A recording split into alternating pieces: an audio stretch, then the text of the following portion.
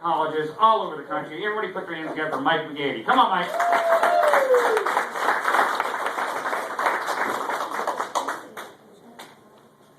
How's everybody doing, guys? You guys having a good night? Good, good. I am your opener. I'm warming you up. I'm your appetizer. I am your comedic foreplay, if you will. And even though we all know that foreplay sucks, we got to get through it. But if I start rambling, just tap me on the top of the head and I'll move on. So I watch a lot of television, guys. I watch a lot of like forensic, shows. Not like CSI. I like the real stuff on like True TV with like, like the First 48 or Forensic Files. Yeah. But as I'm watching these shows, I can't help but think that serial killers are watching the same show and like taking notes. Finding more and exciting ways of how to get away with murder. I was watching Forensic Files just the other day, and some dude had gone to a house and killed his entire family. Terrible, right? And the only reason he got caught was because they found a hair from his head on the ground, and they mashed him up. But it just makes you think that some serial killer's watching this and just putting that on his list. Let's see here. Ice pick, check. Shovel, check. Hairnet, check. Thank you.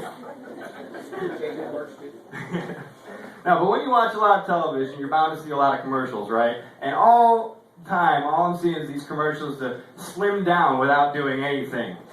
They're all over the place. So you guys remember a few years ago, they had that ab shocker thing? Remember that? Yeah. Sit on your lazy boy, eat Cheetos, and electrocute your fat ass to washboard abs. That didn't last long, did it?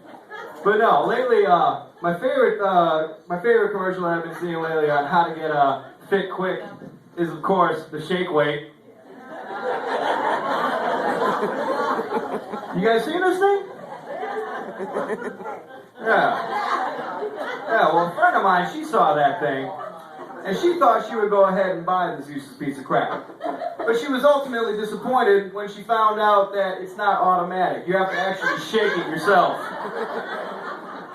And she was complaining about this one night. I was just like, are you going to complain about it? What is your problem? She's like, you know what, Mike? Give it a shot. It's actually not that easy. So I was like, all right. So I started doing it. And I'm doing it. And as I'm doing it, I realized that there's something quite familiar about all this.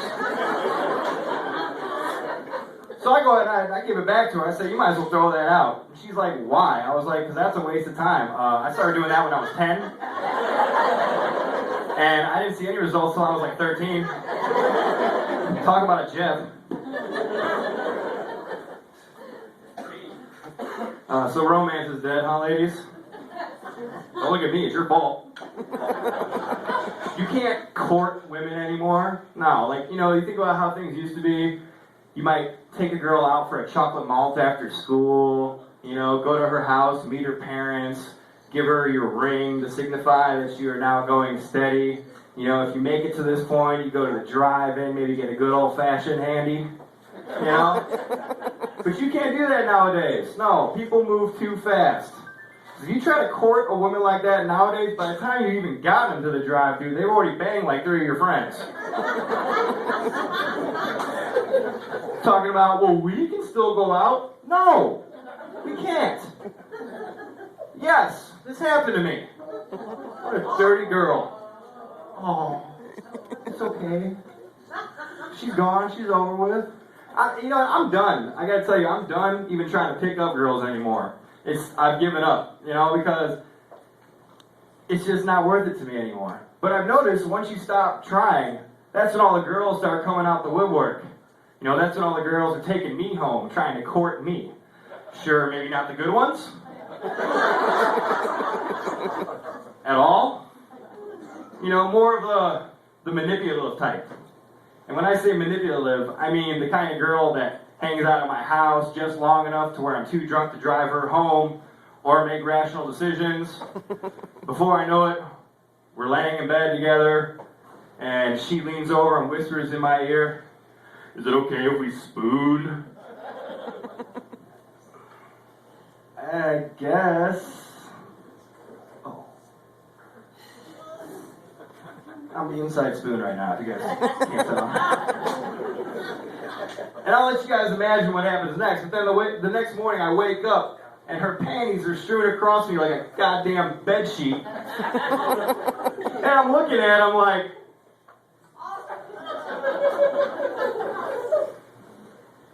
where did I go wrong in my life?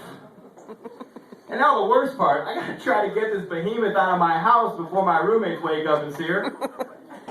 It's hard work, but I find luring them out with a treat works best. Don't get me wrong, guys. I like big girls, too. I do. You know, they're better cooks. Generally, they're more eager to please. You know, like, I was dating this girl a couple months ago. She wasn't a big girl, but I have no other way of transitioning this joke. So I was dating a girl a couple months ago, and we've been seeing each other for about a week. And mind you, we hadn't slept together yet, but things were starting to get hot and heavy, you know what I mean? I mean, we were all over each other, like two animals. One night we're at the bar, and we're making out and stuff, and she has to go to the bathroom. So I go get a drink. And as I'm getting this drink, one of her friends walks up to me with a really just wary look on her face. And I was like, what's up? She goes, Mike, I feel I have to tell you this because I know she won't, but you better be real careful about sleeping with this girl. So my heart starts racing. I'm thinking in my head, I don't know what's wrong. I was like, why? What do you mean? And she goes, Mike, be really careful because this girl has, and I'm thinking in my head, what kind of STD does this girl have? Just lay it on me already, right? She's like, Mike, this girl has only been with one guy.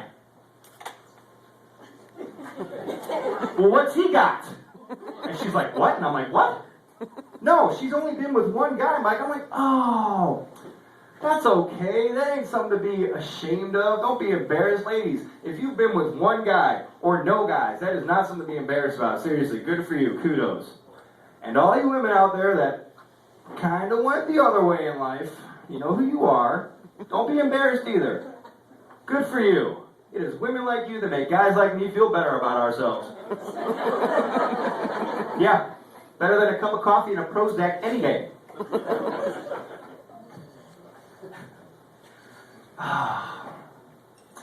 So I wish I had a 12-inch penis. Oh, like you guys don't. Even some of you ladies out there are thinking, I could use a 12-inch penis. Maybe not attached, but in the vicinity. No, I do. I wish I had a 12-inch penis.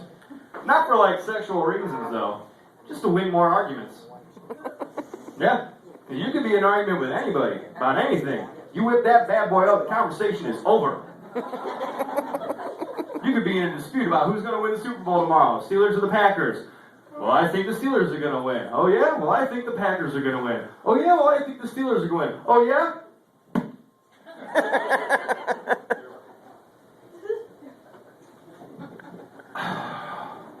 Maybe you're right. Well, congratulations, man. I wouldn't even need an argument. I mean, at the slightest mention, I would whip that thing out. I'm telling you. We could be at a party. Someone's like, hey, does anybody know how to play the piano? What, did you say penis?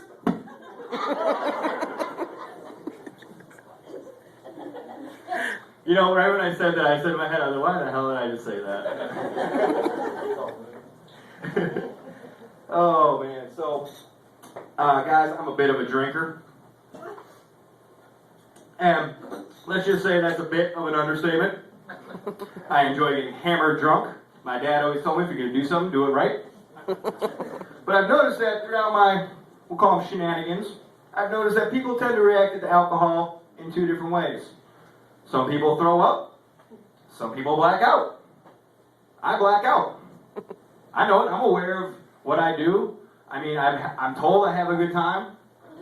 I find all the best stories are the ones that have to be told back to me the next day. It's what I do. I like it. But a lot of people are afraid to black out. They're afraid of blacking out because they're not exactly sure what they did the night before or whom they did the night before. You guys know I have problems with that. But I'm not afraid. No. No, sir. Because I know that there is a lot of freedom in the deniability of the blackout. I mean, if you don't remember it, Did it actually happen? If a tree in the woods gets drunk and falls into bed with a fat, ugly bush, do they make a noise? Unfortunately, the answer is yes, and the tree's friends will make fun of them afterwards. Alright guys, thanks a lot, I appreciate it. Now, next time we're going to have another guy coming out here, guys. He's new on the comedy scene, so I want you guys to give a lot of love, appreciation. Alright, give it up for Mr. from Charleston, Mr. Ian Reagan. Yeah!